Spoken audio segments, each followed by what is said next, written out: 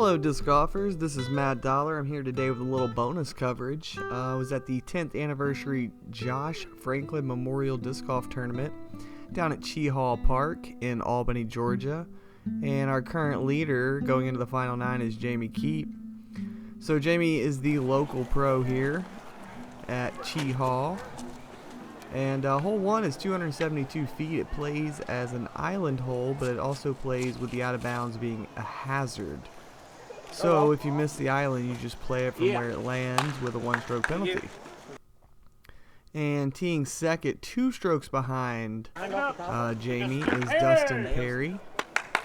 Yeah, Dustin! So we played 3 rounds of 22 holes leading into this final 9.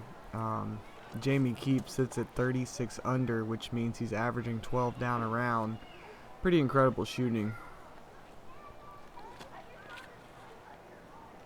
So Dustin has straightened out this mid-range, and that is the same mid-range he straightened out earlier going into round 3, so he's going to be putting from the hazard with a penalty stroke.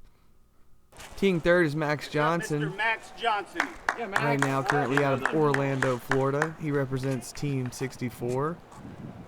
Proud to call Max one of my teammates, and I had a really good time playing with Max all weekend. So Max is going to be teeing off with a Westside Disc Harp here. I believe it's a BT Hard Harp. Very trusty stability in that throwing putter. And here I am, tied with Max at 28 under par. We are 7 behind Jamie and 6 behind Dustin. And I'm going with a it's a Prime Plastic Justice. Yeah. So the Justice is a pretty popular disc, but not many people throw it in the Prime Plastic. I used it a few weeks ago during a rainy event, and it was money, so I'm sticking with it for now, and I really like it. In fact, I hit a few big trees this weekend and straightened it out just a bit. So while I'm talking about the Justice, we have myself and Jamie knocking in birdies. Max missed his birdie putt, he'll get a par, and Dustin missed his putt from the hazard, so he'll get a bogey. And Jamie will be teeing off here on hole number 2. As you see, it says double Mando. You can't really see the Mando on the right because this other tree is blocking it. But it's pretty small double Mando. I actually laid up during the tournament every round by throwing a thumber through the gap instead of challenging this with a backhand. But, you know, I was trying to make a push in this final 9, so I wanted to go ahead and throw the backhand, and I went with the Defender. It's actually one of the Deco Die Defenders in the Gold Line plastic that have the my Matt Dollar stamp on it. So Dustin hits one of the Mando trees, and he'll be throwing from right in between. I'm lucky to just kick down right there. And speaking of lucky, that is a lucky tree. Dustin turns it over a bit in this wind and just deflects right up near the pin. Should give him a very good chance of saving par.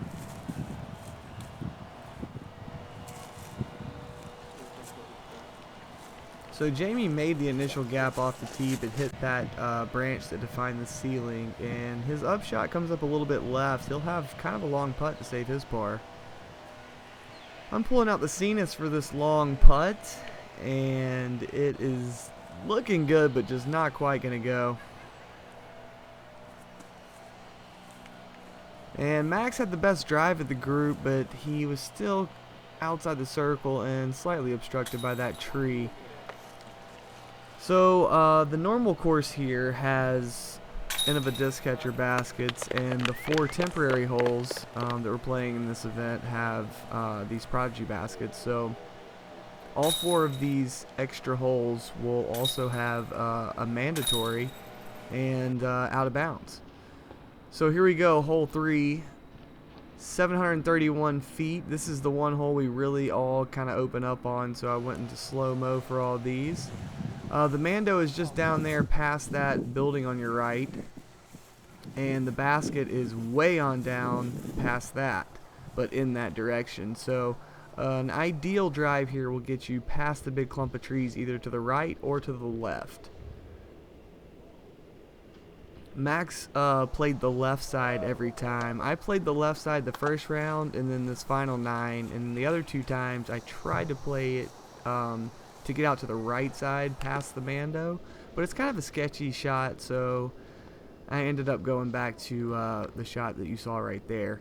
So Dustin just unleashes one here, and out of his hand, I didn't think it was going to be a roller, and then I immediately saw that it was, and had that thing not climbed that tree, it would have went so far. So let me just say that we had a volunteer step up to film this, and he had never filmed disc golf before, and you know, he had never used my camera before, obviously. I gave him a few pointers and mainly told him not to use the zoom, because, you know, over zooming is what kills, you know, the ability to use the footage. So you'll see a lot of post edit or post production, like crop and zooms during this video. So the quality on those zooms aren't as good, but it still makes for a watchable video. Oh, and I also put the camera guy in an even tougher spot because I didn't bring my monopod, so if it's a little bit shaky, that's on me. But he was a very great volunteer and captured every single shot during this final 9. So here I am, and I threw the longest drive I threw on this the whole weekend, but it left me with a kind of a tough upshot. You can see the basket in between those trees over there, and I'm going hyzer flip forehand with that ballista. I got about 360, 370 to the pin probably, and come in just a hair short in front of the pin. Should give me inside 20 feet for the birdie putt. Travel. Ooh. And speaking of birdie putts, Max thought about walking that one down, and it was just a little bit outside. Max hit some pretty big putts this weekend. He putts with medium pures, but I did notice when he gets out a certain distance, he switches to an opto pure. So me and Jamie are going to hit left side on the Prodigy baskets, and not real happy about not converting that birdie, but you got to hit really center on those Prodigy baskets. So we don't have a great camera angle here on hole 4, but 409 plays more like 430. And if you look down this little road, you see the white sign on this telephone pole. That is a Mando that forces you right over the road. But everything to the right of the grass on this side of the road is out of bounds. So it's a really tricky shot. And if you want to go for the basket, you have to challenge that tree that's way down there on the right, the big tree that's on the right side of the road. So if you hit that, you're going to end up taking it right where you went out of bounds, which is just right off the tee.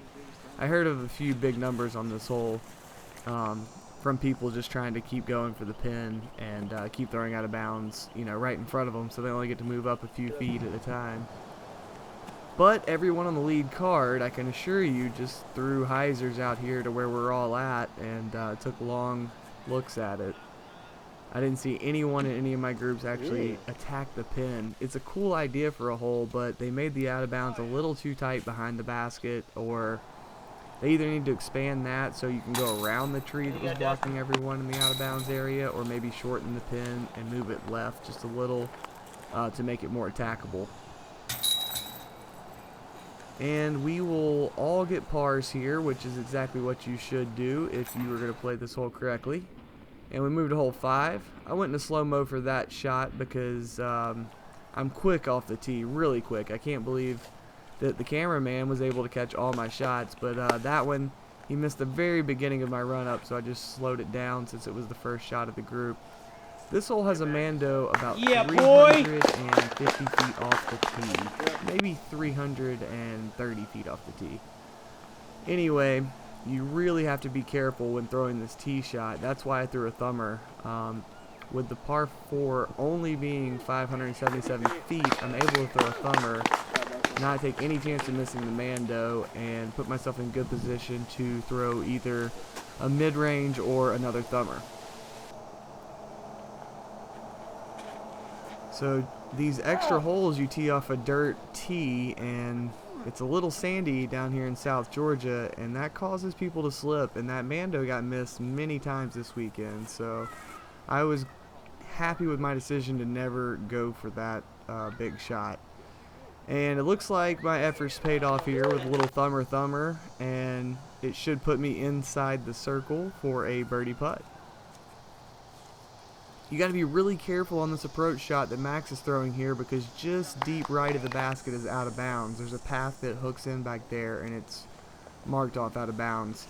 Definitely better to come up a little short than a little deep on this hole, but I think Max finished enough left to where he's not going to be out of bounds. But speaking of coming up short, Dustin left that upshot a bit short, and he's not going to be able to convert his birdie. I'll convert my birdie, and Max will use that beautiful Latitude Plastic Pure to convert his birdie. Jamie, after throwing a great shot from the drop zone, is not going to get up and down, so he'll settle for a bogey and give up a couple strokes to me and Max. Only one to Dustin, though. Hole 6, 361 feet, par 3. It is an island hole. The island's huge, though. Basically, you just can't be on the right side of this road, and the road does curve back, so that red sign straight ahead is a Mando. It forces you to the right of it, so you kind of have to throw a hyzer over out of bounds if you want to park it. Max showed you the safer play.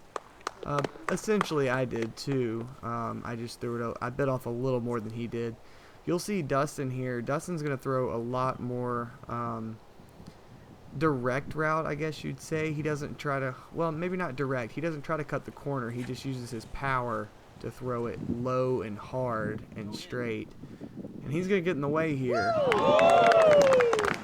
But he actually skipped up and hit the bottom of the basket and the pole on that drive. It was a very nice shot. Jamie threw this bowling green stamp D3, this green disc right here, on almost every hole on Sunday. I played with him all day Sunday, and I can guarantee you he threw it off at least 90% of the tee pads. Nice. Max Johnson drops a big one for the camera. I told you he's been doing it all weekend, and here he is with an Opto Pure. Puts it out there on the hyzer, walks it down dead center. Great birdie putt from Max.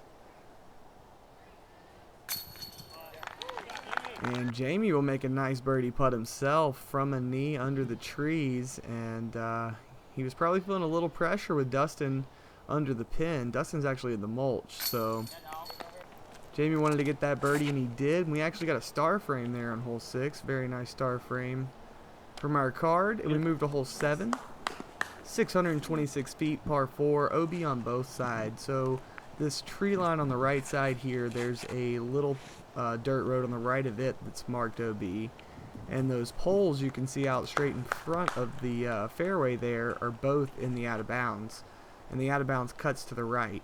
So basically this hole is like an hourglass shape, except for the top part of the hourglass is tilted to the right. So if you want to bite off more than about 360 feet, 370 feet, you are going to find yourself in a very, very small area of inbounds. That's why I threw the thumber off the tee. It put me in a very good spot. You can see where that road on your left cuts in, and the road on your right, maybe not the road, but the path on your right cut in.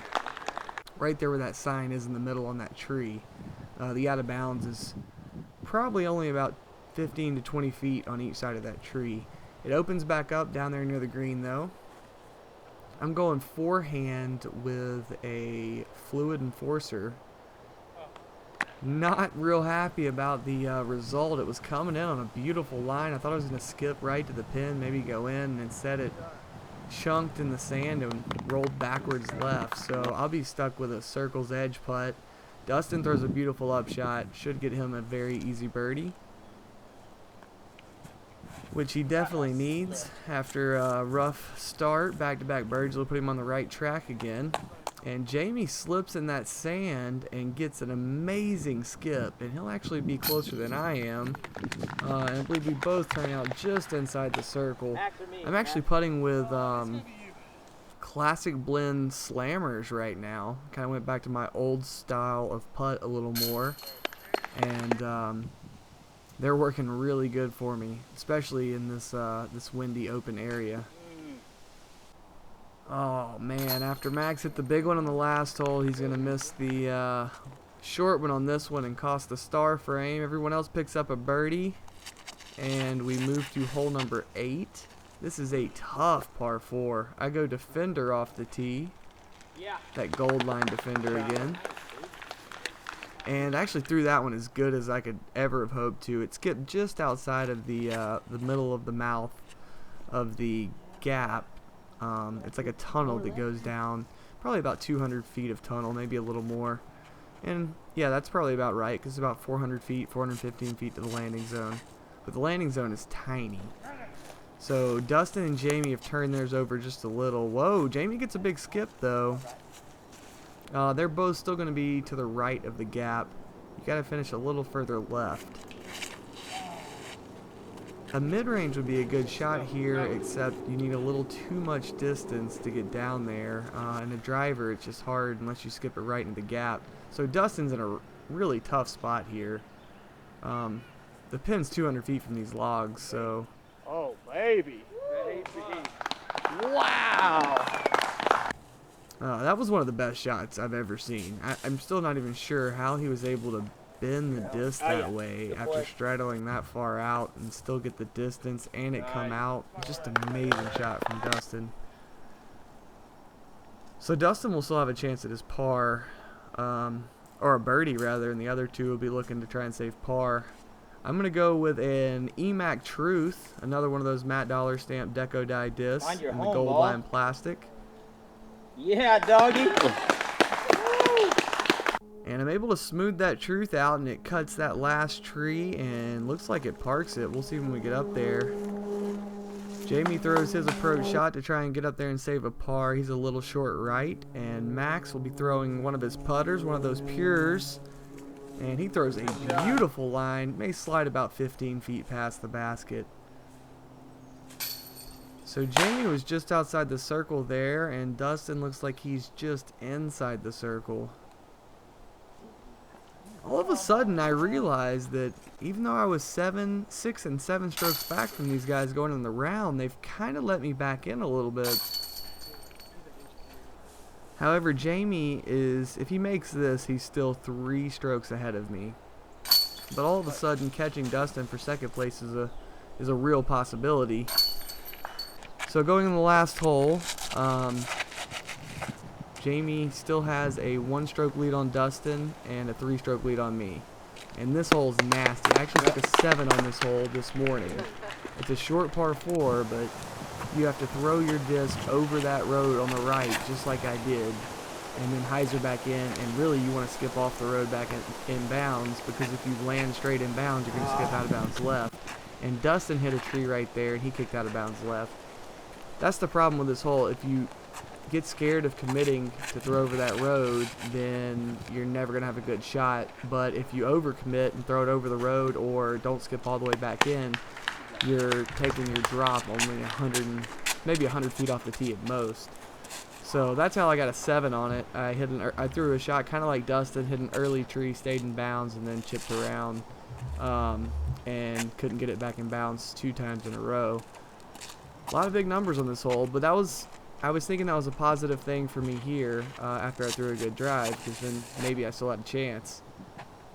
Jamie took a lot of time for this tee shot and to really get himself mentally prepared, and he did a great job and threw a really good shot.